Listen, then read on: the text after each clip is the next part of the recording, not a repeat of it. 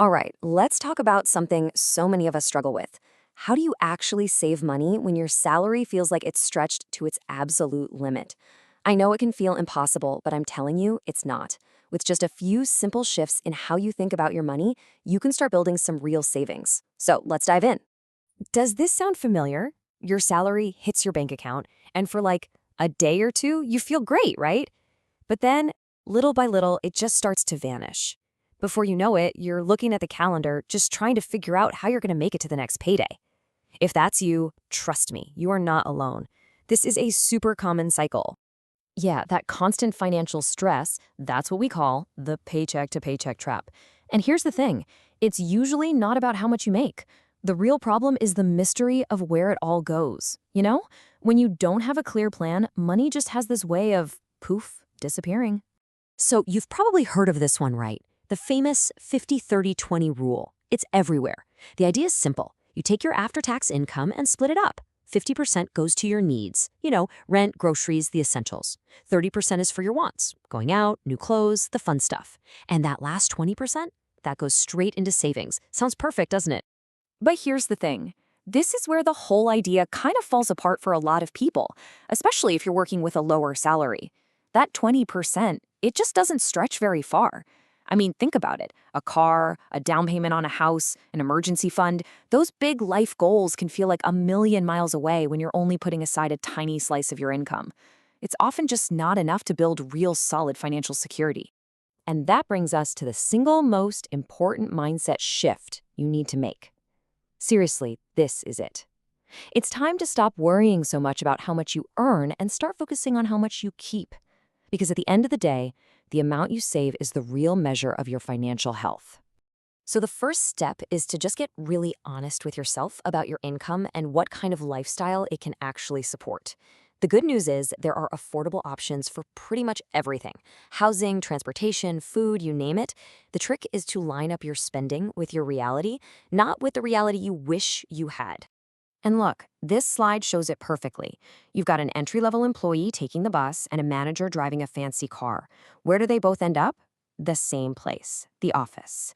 The goal is met in both scenarios, but one way is affordable and the other is super expensive.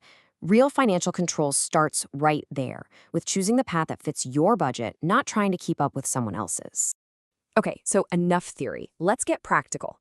A really solid savings plan is built on two main things: the habit of paying yourself first and the discipline to stick to a simple written budget. Get these two down and you've built your financial foundation. This right here is the golden rule of personal finance. Before you pay your rent, before you buy groceries, before a single penny goes anywhere else, you pay yourself. That means your savings comes out of your paycheck first, automatically. This one simple switch forces you to live on what's left instead of trying to save whatever scraps are there at the end of the month. So what's the magic number? Well, even on a tight budget, you should really aim to save about 15 to 20% of your income. And hey, if you've got bigger goals like buying a house, you might need to push that number even higher. The most important thing is that your savings goal becomes non-negotiable. If you need to make cuts, they have to come from your spending, not from your future. All right, next up is your budget. And don't worry, it's a simple three-step loop. First, you plan out your spending at the start of the month. Second, you do your best to track your spending and stick to that plan. And third, at the end of the month, you take a look back. Where did you overspend? And more importantly, why? Look, it's not going to be perfect the first time, but every single month, you'll get a little bit better and feel more in control. Okay, so now that you've got a plan, it's time to play some defense. Because there are these common spending traps out there, I like to call them hidden thieves, that can just quietly drain your bank account and undo all your hard work. And here are the three biggest culprits we've got to watch out for: that mindless online shopping, the convenience trap of always eating out, and that pressure to buy brand name stuff. I'm telling you, if you can just get a handle on these three things, you will see a massive boost in your savings. And look, I'll be the first to admit, I've totally fallen for this one. Online shopping is like the ultimate invisible thief. You're just scrolling, maybe you're bored, you see a perfectly targeted ad, and boom, one click, you've bought something you don't even need.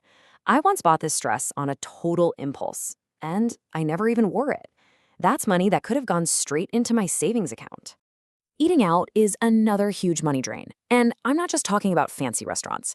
Even that street food that seems super cheap can have a hidden cost.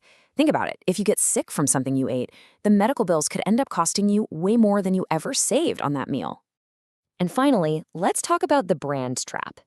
It is so easy to feel like you need to have that specific logo on your shirt or your bag. But brands are a luxury, not a necessity. You're almost always paying a massive premium for the marketing and the name, not for better quality. When you're trying to build savings, that's a luxury that can seriously slow you down. So, look, all of these steps, they aren't just about watching a number get bigger in your bank account. It's about taking that money and using it to build a genuinely secure future for yourself. So let's talk about what that really means. The very first thing you need to protect is your health. I'm serious. It is your single greatest financial asset. I actually learned this the hard way recently when I ended up in the hospital for a few days, all because I wasn't taking care of myself. And let me tell you, that one mistake was expensive. A single medical emergency can completely wipe out years of dedicated saving. This quote on the slide, it's a bit blunt, but it is so true. If you only live on your salary, you are just one step away from poverty. If your entire financial life depends on that next paycheck, you're incredibly vulnerable. Just one unexpected event, a job loss, a health crisis, can be completely devastating. And that is why your savings need a job. They can't just sit there doing nothing. You have to put that money to work for you through investing. But, and this is absolutely crucial, you have to avoid those risky bets that could wipe out everything you've worked for. Instead, you want to research safer options like government savings schemes, high-interest savings accounts, or other stable investments. The goal here is steady, secure growth, not trying to win the lottery. Okay, we have covered a lot of ground here, from big picture ideas to small daily habits. But none of it means anything if you don't take action. So I want to leave you with this question. What is the one small change you are going to make this week to start building your financial future? Just one thing.